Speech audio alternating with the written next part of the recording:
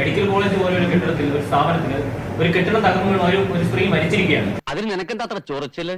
എങ്ങനെ ചൊറിയാതിരിക്കും? പരിശോധിക്കാമെന്നുള്ളതിനപ്പുറം കാലപ്പഴക്കം ചെന്ന ഒരു കെട്ടിടം ഇങ്ങനെ ഇവിടെ പ്രവർത്തിച്ചു, അതിൽ രോഗികൾ കയറി ഇറങ്ങി ശൗചാലയ ആവശ്യത്തിന് വേണ്ടി പോയി എന്നുള്ളത് ഗുരുതരമായ ഒരു വീഴ്ചയല്ല, അത് സമ്മതിക്കേണ്ടതല്ല. ഞാൻ സത്യം പറയട്ടെ, നോക്കൂ, 2013 ഒരു കത്താണിത്.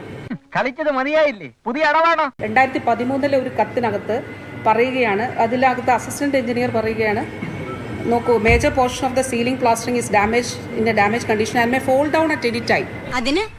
അതിനൊന്നും ഇല്ലേ? 2013 അതിനുശേഷം അല്ല, ഞാൻ പറയട്ടെ, 2016 ഇതിനൊരു ഫണ്ട് വെച്ചതെന്നേ. ആണോ? അല്ല, സത്യമാണെങ്കിലും എനിക്ക് അംഗീകരിച്ചു കൊടുക്കാൻ പറ്റുമോ? തൊട്ടപ്പുറത്ത് തന്നെ രോഗികളുണ്ടായിരുന്നു, അവരുടെ കൂട്ടിരിപ്പുകാർ ഇന്നും ഈ ആശുപത്രിയിലുണ്ട്. അവരോട് ചോദിച്ചാൽ മനസ്സിലാക്കാവുന്നതേ ഉള്ളൂ. വീഴ്ച ഉണ്ടായി എന്ന് സമ്മതിക്കാൻ കഴിയുന്നുണ്ടോ? വിട്ടില്ലേ? ആരംഭിച്ചു.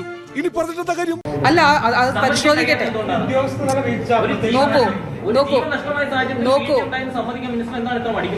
ഇവിടെ തന്നെയൊക്കെ എന്ത് ചെയ്യണമെന്നറിയാം?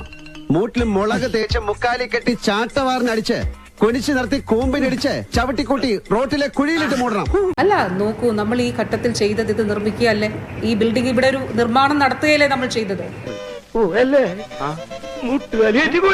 സംസ്ഥാനത്തെ ഏറ്റവും പ്രധാനപ്പെട്ട ആതുര ആലയമാണ്. അവിടെ ഇത്ര പഴക്കമുള്ള ഒരു കെട്ടിടം നിലനിൽക്കുന്നു എന്നുള്ളതാണ് ഏറ്റവും വലിയ വീഴ്ച. അവിടെ ആ രോഗികൾ പോകുന്നു, ആ കെട്ടിടം തകർന്നു, ഒരാൾ മരിച്ചു. അതിന്റെ ഉത്തരവാദിത്തം മിനിസ്റ്റർ ഏറ്റെടുക്കേണ്ടതല്ലേ? ഇത് വലിയൊരു പുലിവാലായല്ലോ. നോക്കൂ, ഇത് ഈ ഘട്ടത്തിൽ നമ്മൾ ചെയ്തത് എന്താണെന്ന് പറയൂ. ഈ 567 കോടി രൂപ ഇത് അനുവദിച്ചുകൊണ്ട് ഈ കെട്ടിടം നിർമ്മിക്കുകയാണോ ഈ കാലഘട്ടത്തിൽ ചെയ്തത്? എന്തിനു വേണ്ടിയിട്ടാണ്? ഇത് ഷിഫ്റ്റ് ചെയ്യുന്നതിന് വേണ്ടിയിട്ടാണ് അല്ലേ? അതല്ലേ ചെയ്തത്? ഈ നാക്ക് കയ്യിലില്ലായിരുന്നെങ്കിൽ ഞാനിവിടെയൊക്കെ സാറേ, ഞാനിവിടെയൊക്കെ തന്നെ കാണും. നമുക്ക് കാണാം.